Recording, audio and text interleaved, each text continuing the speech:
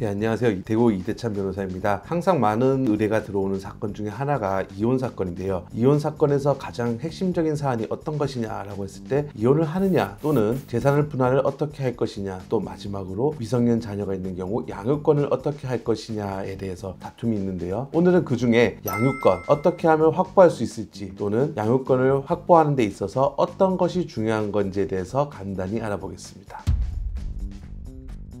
법원에서 양육권을 결정할 때 가장 중요하게 판단하는 요소가 어떤 것이냐고 했을 때 자녀 복리라고 할 수 있습니다. 자녀 복리, 즉 자녀가 이혼 후에도 어떻게 하면 가장 행복하게 살 수 있을지에 대해서 따지는 거가 되는데요. 자녀 복리에서 가장 중요한 마음은 바로 자녀가 부모 중 어떤 사람과 같이 살고 싶냐에 대한 부분이길 것입니다. 특히 자녀가 초등학교 이상이 된다고 하면은 자기가 누구랑 살고 싶은지에 대해서 명확하게 의사를 밝힐 수 있기 때문에 그동안의 자녀의 생활 등을 고려해서 자녀가 부모 중 한 명을 선택하는 경우가 많습니다. 하지만 이혼 후 생활은 현실적인 문제가 있기 때문에 경제적인 문제와 부양육자의 존재도 매우 중요한 요소가 될 수밖에 없습니다. 경제적 능력, 부모가 어떻게 생활을 할 것인지, 만약에 부모가 경제적 활동을 해서 집 밖에 나갔을 경우에 부양육자, 할아버지, 할머니 또는 외삼촌 또는 삼촌, 고모, 이모 등이 어떻게 양육을 해왔는지, 그 다음에 사촌, 친척 등이 비슷한 나이대로 어떻게 형성되어 있고 그 친밀감이 어느 정도인지도 매우 중요한 요소가 됩니다. 특히 가사조사 당시에 가사조사관이 자녀에게 누구랑 살고 싶은지에 대해서 말을 하게 되는데요. 그때 어떻게 말을 하냐가 매우 중요할 것입니다. 또한 과거에 어떻게 자라왔는지도 중요한 요소가 되는데요. 요즘은 최근에 맞벌이 부부가 많이 늘다 보니까 할아버지, 할머니 또는 외할아버지, 외할머니 곁에서 크는 경우가 많이 있는데, 이때 자녀가 엄마랑 살고 싶다고 의사를 밝힌다고 하더라도 과거의 생활권이 아버지 쪽의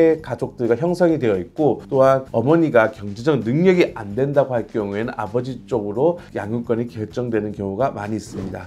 마지막으로 살펴볼 것은 부모 중 어떤 규칙 사유가 있는 경우가 있을 수 있는데요. 바람을 폈다든지 또는 가정폭력이 있다든지 경제적으로 매우 잘못된 행동을 했다든지에 대한 부분이 있을 경우에는 양육권을 찾아오지 못하는 경우가 있을 수 있습니다. 가끔 상담을 하러 오시는 분들 중에 양육권을 얻게 되면은 상대 부모, 즉 양육권을 가지지 못한 부나 모에 대해서는 아주 매몰차게 대하는 경우가 많은데, 자녀에게는 그래도 한 명의 아버지, 한 명의 어머니 수밖에 없습니다. 그래서 면접교통권 같은 것도 생각할 수 있으니 이혼을 하더라도 자녀가 최대한 상처를 받지 않도록 양육권을 선택할 때도 부모들의 현명한 결정이 필요할 것 같습니다. 이혼이라 하는 것은 자기의 행복을 위해서 하는 것은 사실입니다. 하지만 그 자녀들은 그러한 이혼에 대해서 결정할 수 있었던 부분은 아닙니다. 어쨌든 부모 둘 중에 한 명과 헤어진다는 것은 매우 고통스러운 일인데요. 양육권을 결정함에 있어서 자녀들에게 부모가 이혼하게 되는 과정, 부모가 이혼을 한다 하더라도 그 양육을 하지 않는 부나 양육을 하지 않는 모도 자녀를 사랑한다는 마음이 느껴지고 자녀가 상처를 받지 않도록 그런 부분을 같이 고려해 주신다면 이혼을 함에 있어서도 좀 더 현명한 이혼이 되지 않을까 생각을 합니다.